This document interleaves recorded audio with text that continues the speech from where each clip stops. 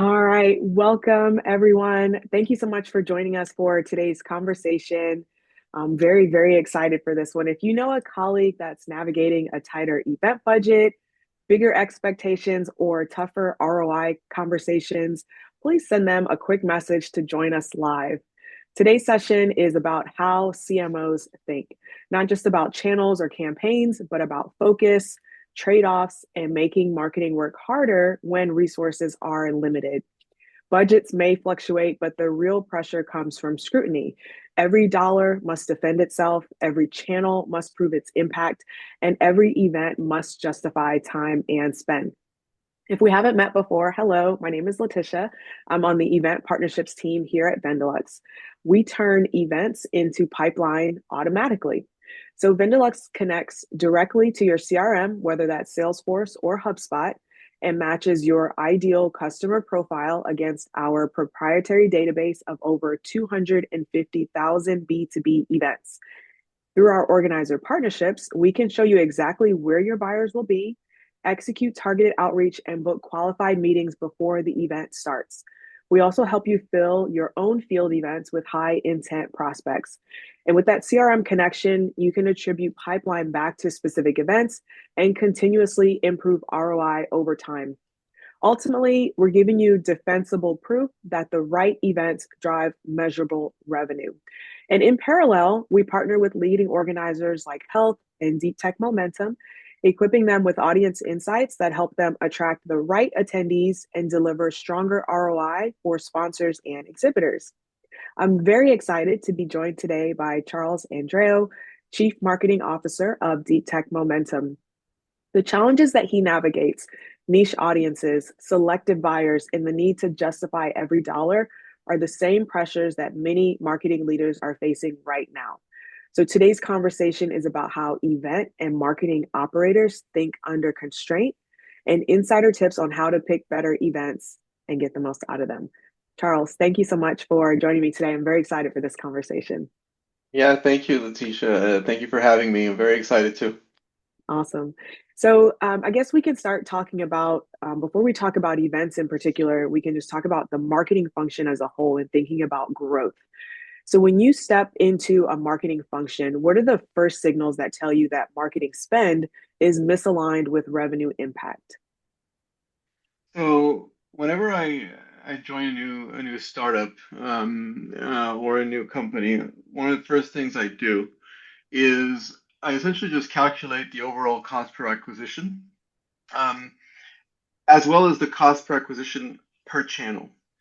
And usually when you do that, one channel, you typically one or two, but at least one channel usually sticks out as the main driver of a really high cost per acquisition, right?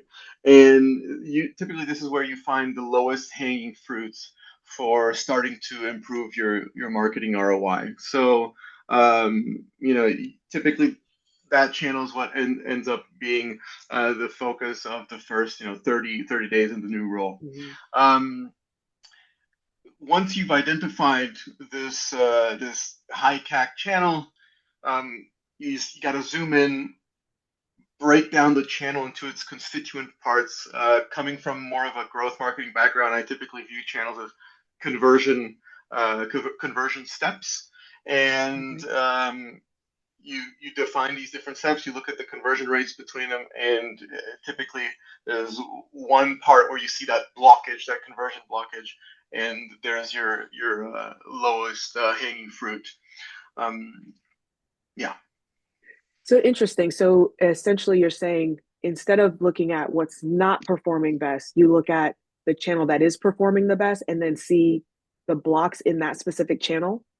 I look at the ones that are the highest cost per acquisition. So the ones that are Oh, got it. really, yeah, yeah. So the ones Got that it. stick out as, oh, okay, this is really we're paying too much for this channel, basically. Got it. Uh, Okay. yeah. That makes sense. And then drilling down into, like you said, into the segments, into the path that the Yes. person is taking to get to the end, and then seeing where the block is so that you can make an immediate impact. Correct. That makes sense. And it ties into some of what I saw on your LinkedIn profile, how in your career you've delivered 30% month over month growth. You've also reduced costs per customer acquisition costs by Customer. 80%. And so, that level of performance definitely requires eliminating drag, as you mentioned. But we often see teams stick with like comfort channels, channels that feel Mhm. safe and visible internally, even when their revenue impact is unclear. So, Yeah. with that mindset, what types of marketing activities simply cannot survive under that level of scrutiny? Yeah. So what I've often seen is brands getting paid social wrong. So typically you end up overspending because a lot of brands haven't honed in on the main ingredients that make paid acquisition work. And those are figuring out who the right audience is, figuring out what the right value proposition for that audience is, and having the right conversion funnels to drive from the top of the funnel all the way to the acquisition and to that conversion. Again, going back to this idea that I come from a growth marketing background, so I think a lot in funnels and in conversion steps, right? Mhm. And to get paid social right, you absolutely need the audience, the value proposition, and the conversion funnels to be perfectly aligned so that your leads can go straight through very smoothly. And if it's not perfectly aligned, you'll end up paying a lot for paid social. Absolutely. And just to touch on that a little bit more, do you think that the reason that paid social is one of those harder to justify activities is because it's fairly new? I mean, it's really only popped up in the last what 7 8 years in terms Mm. of being a strong function inside of marketing teams. Or what do you think the reason for that is? Um, so I think there's paid so social media paid socials they have uh, they used in the very beginning. I remember paying cents to get Hmm. campaigns out, and nowadays you're not paying cents anymore. You're paying dollars, and Yeah. typically a very high value. Um, and so nowadays, uh, if you're doing social media wrong, it's going to cost you a lot.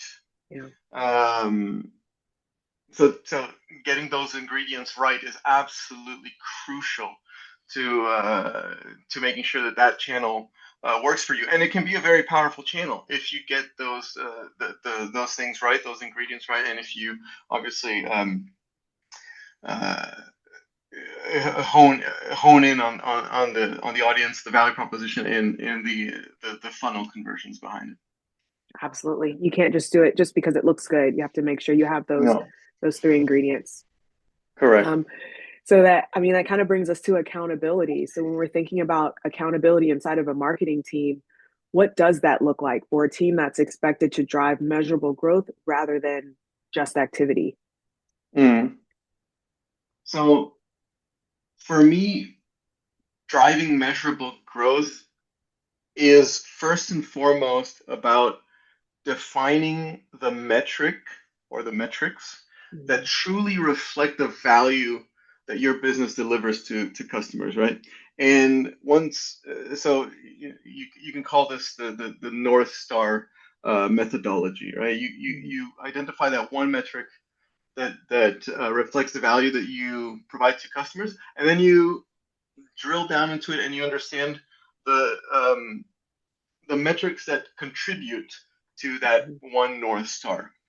And what that looks like, um, once you've done that work of truly understanding and drilling down on your value metrics, that looks like you end up with a set of really high signal metrics, um, and a small set of high signal metrics, and Mhm. you need to just focus relentlessly on driving them up. And so let me give you a concrete example. So we recently organized this side event of the Munich Security Conference, Mhm. which turned out to be a great success. Um, and the core value proposition of the event was basically the highly curated matchmaking, right? We invited some very senior uh, um, defense and military buyers and sellers, and our North Star wasn't the number of attendees in the event or the revenue. It was the number of accepted double opted in meetings. Okay. So, and from the moment that you understand that the value you're going to provide to the people at the event is the number of relevant meetings, making sure that they're going to spend their time as efficiently as possible, meeting with Mhm. exactly the people that they want to meet to drive impact, to drive value for their organizations. Once you understand that, and you split this into okay, how do we get the number of accepted double opt-in meetings to be as high as possible? Once you do that work, Mhm. you just make sure you deliver on that value. Right. So it goes back to defining the right metrics and working relentlessly to drive those metrics. So it's essentially reverse engineering. Like as you find, like you said, you figure out the metric that's going to be your North Star, Yeah, and then reverse engineering and working back.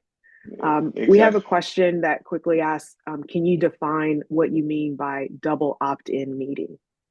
Sure. So before the event, we essentially gathered from the participants um, their interests, their Mhm. priorities. We asked them, who do you want to meet? What are you looking for? What kinds of companies? What criteria would you use to say that this was indeed a valuable use of your time? So we got Mhm. all of that input from the audience, and then we transformed this into very tightly curated matchmaking. And when we sent out the, the the meeting invitations, people received in their inbox. I think it was a minimum of 5 meetings per person with exactly the people that they wanted to meet that would impact their business the most. And so, even before the event started, you already had people that were wowed by the event because they had the very white glove matchmaking service, and you could see that the event was going to be successful simply by the rate of double opted in meetings. So these people already, a few days before the event, they immediately accepted all the meetings that they had that we had proposed to them, and that's a fantastic position to be in, to be able to know that you're going to have a good event days before it even happens, right? So basically, we had Mhm. a very low rate of rejections of meetings. People that said, "You proposed me to meet with this person, that they're not the relevant person for me. I want to meet with someone else." So um, I hope that really explains Yeah, the. I believe that answers the question. If it's not clear, definitely type another quick follow up to that. What I Mm-hmm. will say is that I've this sentiment has been echoed across organizer partners who have said they can tell how successful their event is going to be based on the number of opt-in, double opt-in meetings that they have, as well as we hear that from the brands and sponsors that we work with who say that they can also see how successful an event will be for them based on how many pre-booked meetings they have, whether it's at Yep. their booth, whether it's before the event, during a side event, the opt-in, right? Both sides saying yes and Yep. agreeing to a time truly defines what success is going to be for the event. Yes. So, Exactly. speaking of events, obviously we've been talking about growth across digital partnerships, growth campaigns, so let's talk about applying that growth discipline to the event strategy.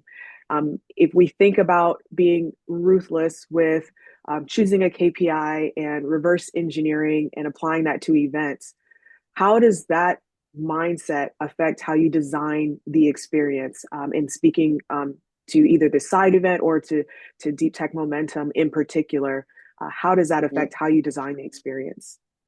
Yeah. So if you're really, really clear about the value that you want to bring to your audience, and you take the time to break it down into these constituent metrics that really drive the value, you're going to be in a really good position to give your event direction and make some hard decisions. Mm, So very concretely, in the example that I just gave you of the side events, the Sparta Defense Innovation Summit that we organized on the side of it, on the sidelines of the Munich Security Conference, we actually had to say no to a lot of people and a lot of companies, because we knew that they had a relatively low probability of being accepted in these double opt-in meetings that we were mhm, talking about earlier, right? And I mean, we said no to. It was a way of getting the right balance between buyers, sellers, investors, armed forces, etc., and um, keeping that balance and knowing that, or trying to figure out what was the best split between these audiences to maximize the number of double opt-ins. mm, This made us, forced us to say no to a lot of very relevant people in the space. We're not talking. We didn't say no to your university student. We said no to very senior people in mm, very large corporations, very large defense investment funds, simply because we knew that these weren't their priorities didn't match the priorities of the people that we had at our event, because we took the time to gather all that data and be very clear on the value we wanted to provide. So going back to this idea of clarity on the value and the metrics gives you direction and focus to shape the experience. it makes sense. Absolutely. And I mean, we know that brand marketers feel an immense amount of pressure as they're selecting events to go on their calendar. Often they feel like they have to maintain a large event footprint. But in your opinion, when does an event shift from being a growth engine to just becoming an exercise in visibility? Yeah. Um, so I really like this question because um, I don't see a problem with an event going from being a growth engine to becoming a visibility exercise, right? Okay. Uh, the reality is that there's space for both. There's need for both. Visibility can turn into growth, right? Um, the important thing is to really understand very clearly what you want to get out of an event and plan accordingly. So, for example, if I um, for an event that's focused on driving growth, I would plan with my like lead generation hat on, Mm, which is very different from planning a event that would be more focused on branding and visibility and positioning, where I would basically put on a different hat. I would put on my PR and content creation hat and more mm. branding hat. And I think there's space for both. Um, Again, going back to this idea of truly understanding the value that you want to get and planning accordingly. Got it. So it's almost like looking at the entire event universe that you want to attend and then Yes, placing those events in the different buckets, right? Conversion, awareness, like the correct. different levels of the marketing funnel. Mm-hmm. But also it sounds like even within the event there's also activities that you're choosing or maybe activations that you're choosing inside Mm-hmm. of the event that fit in those different buckets of awareness consideration. Would that be accurate to say? Absolutely. You there's such a vast world of possibilities every time. You can easily get lost and uh, overspend, lose that focus, Yeah. spread yourself too thin, have way too many different goals across way too many um, you know key metrics or North Star Mm-hmm. metrics. That's why I really like to reduce complexity, increase focus. And so when I'm planning an event that's meant for lead generation, I go all in on lead generation and maybe not Okay. plan with all the other world of possibilities that you can. I go in with a very specific mindset and very specific, clear goals, and I think this has been quite a successful strategy for us. That makes sense. It's kind of like it makes me think of, if you're going fishing and you're just going for, you got the bait for one type of fish, then you're good. But if you try to like catch all the fish with the same bait, then end up not catching anything at all. Yes, and Hopefully, I've made that mistake so yeah, many times that now I know not to make it again. that makes sense. So I guess thinking about that, let's say we do have a number of events we could invest in, and you have this lens of you're thinking like a growth focused brand marketer who is looking to shape an environment. So how has that perspective changed, like based on what you're doing now in your role versus what you've done in the past? How does that change how you evaluate what makes an event worth serious investment? Um, so now that I've worked on both sides and I better understand how event organizers think about their event and about delivering the value to attendees, to sponsors, to partners, I am much more attentive to the details, Mm-hmm. and I look for clues on. So now I see the importance of the people behind the event and what Yeah. their goals are. How do they measure success? And usually you can find clues of it across all the marketing assets. And so Mm-hmm. um, now I ask myself very clearly, is this event the best possible event to deliver on this exact goal that I have? So going back to the example we just discussed, if I have a goal of lead generation and I put on my lead generation hat on, Mm-hmm. and I look at all the possible events, the universe of events I can go to, I will go and look for clues as to who are the organizers that are putting particular attention to deliver on what I want to get out of it, which is lead generation. Mm-hmm. Who are which are the events that have special mechanisms for selecting who attends, special filters for making sure that the quality of the attendees is very high. Um, Mm-hmm. and so I'm a lot more tuned to this kind of clues. So um, yeah. Yeah. That makes sense. And that I think that kind of leads us into our next phase of this conversation, which is like just really getting down into the weeds of intent engineering and execution. Mm, And, your event is highly technical. You have a very specific audience in mind and specific audience segments. So you're accountable not just for attendance, but you also have to attract the right buyers so that your sponsors and exhibitors will be mm, happy. So, in building that audience from scratch, what have you learned about precision in audience yeah. selection that maybe broader conferences overlook? Yeah.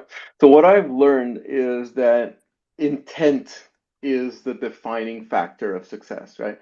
So you Mhm. can have the best list in the world and you can target all the right job titles and the right companies and the right industries and you can have a very refined keyword filtering strategy, whatever. If these people don't have real intent to participate, or if they're buyers, if they don't have real purchasing power, then they're just simply not the right audience, and you're going to be essentially wasting a lot of your resources targeting these people. So intent signal is important, and what I have found to be the best intent signal so far is people who have attended similar events. Very Mhm. simple. Um, and since we're having this conversation, this is basically where Vendelux comes in. Uh, you guys have an absolutely fantastic database of attendees with high intent because they have attended similar events. And so what I've done is I've acquired lists from other top data providers out there, And I ran the same email marketing campaigns with the same messaging, same copy to all these different lists. And every single time, campaigns that use uh, Vendelux lists, they outperformed the others by a significant amount. Um, and so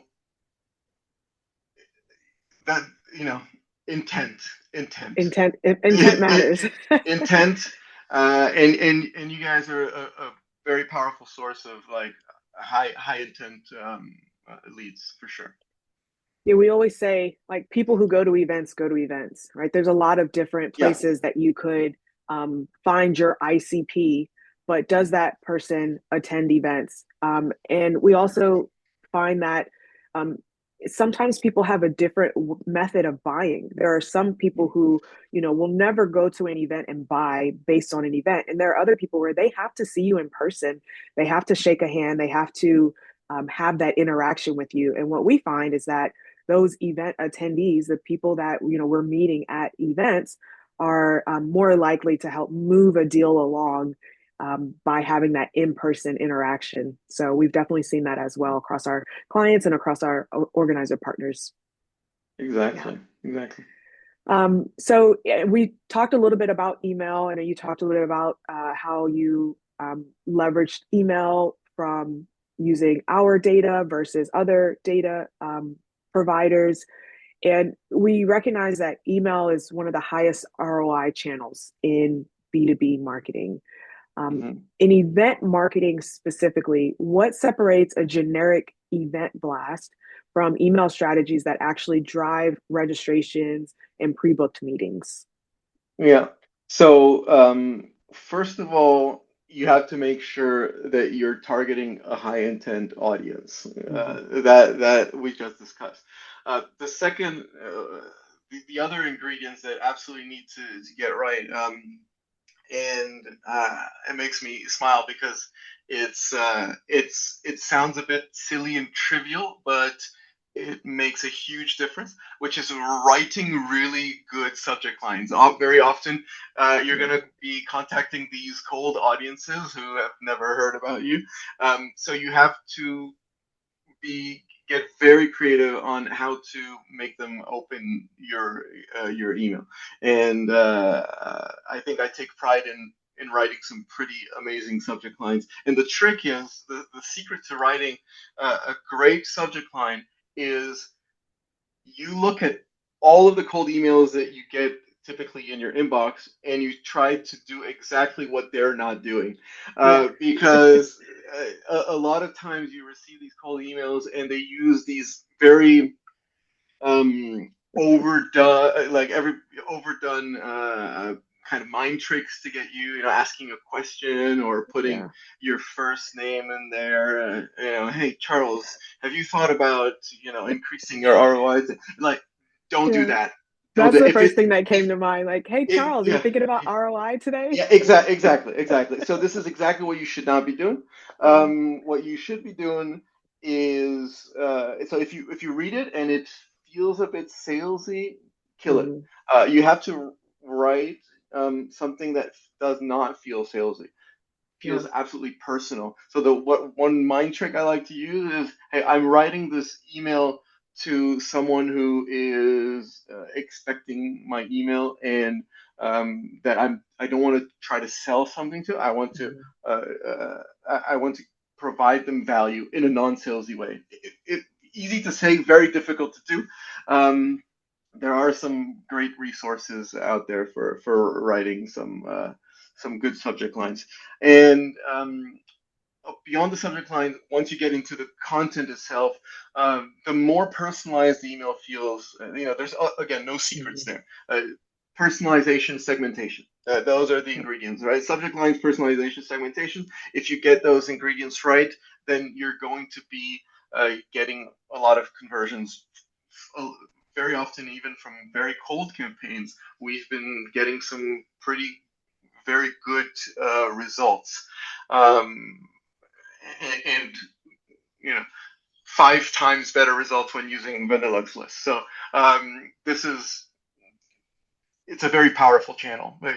You started Mhm. by saying it's one of the most uh, highest ROI channels. For me, it's by far the highest Yeah. ROI channel. Yeah. When done right, Abs- there's nothing like it.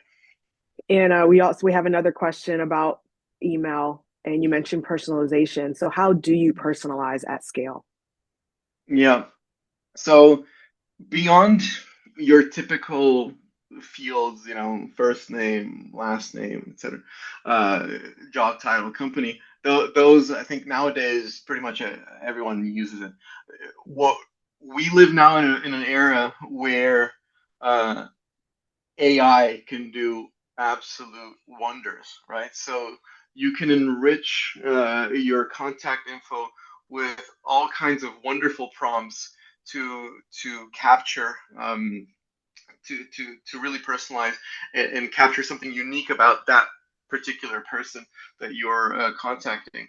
Um, One of the best converting personalizations are typically whenever you reference something very recent that that person has said publicly. So typically, in B2B professional circles, it's usually LinkedIn posts. If you can um, uh, directly reference a recent post, then that turns it from a bulk email, high volume bulk email campaign to a highly tailored personal email that is going to perform a lot better than your generic email blast.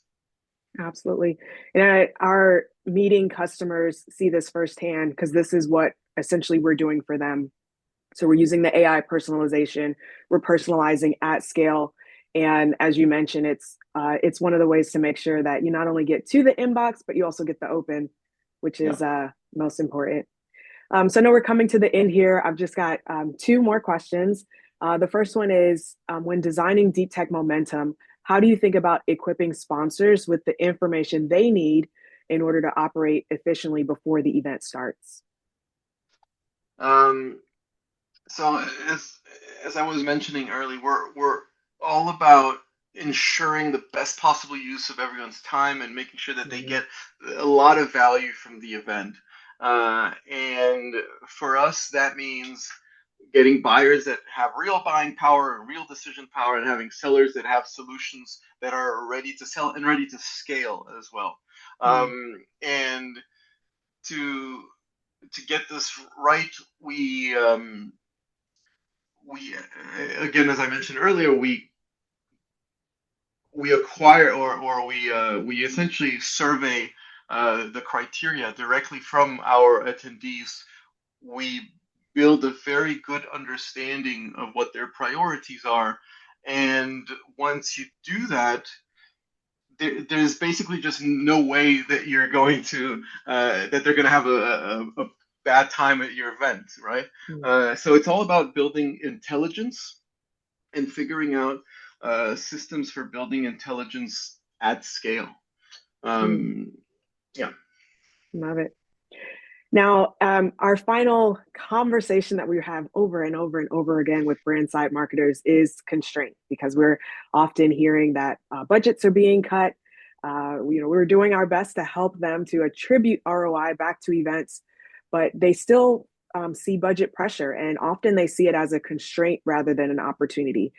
Now, with you operating in startup environments where efficiency literally means survival, um, from someone designing an event with a growth operator's mindset, what is one uncomfortable truth that brand side event marketers need to hear about proving ROI in 2026?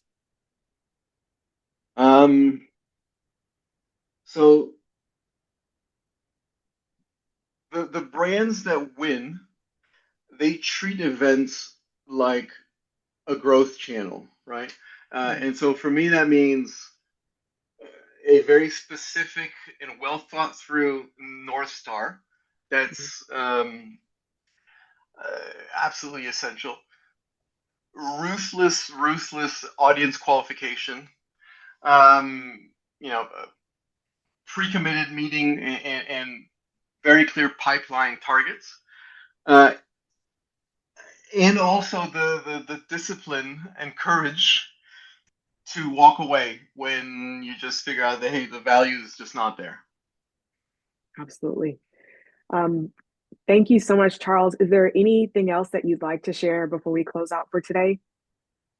I just wanted to say thank you very much for inviting me. This was really fun. For anyone listening out there, feel free to, DM me on LinkedIn if you have any follow-up questions. I'm always happy to help. And yeah, thanks again to the whole Vendelux team. You guys have been great. Thank you very much. Thank you so much for joining us. I'll be sure to put Charles's information inside of the follow-up email or underneath this video. If we step back, a few key themes stand out. First, growth discipline applies to events. Not every event deserves a budget. The most effective marketers concentrate spend where commercial value is clear. Second, commercially valuable events are engineered, not accidental. That means audience quality, structure, and intent must be designed deliberately. And third, ROI may be captured on site, but it's engineered in advance. Once again, it's intent. The strongest outcomes are created through precision targeting, intelligent outreach, and clear success criteria before the event begins. At Vendelux, we help brand marketers just like you apply that discipline to their event strategy. We identify where your high intent audiences will be, help you engage with them before the event starts, and give you defensible proof that your event investments are driving measurable revenue. So, whether you're planning your event calendar or reassessing your marketing mix, we hope today's conversation gave you a clearer framework to work from. Thank you again for joining us. And thank you again, Charles, for such an insightful discussion. If you'd like to continue the conversation, we would love to connect after this section. Until then, I hope you have a wonderful rest of your day, and we'll see you in the next one. Bye.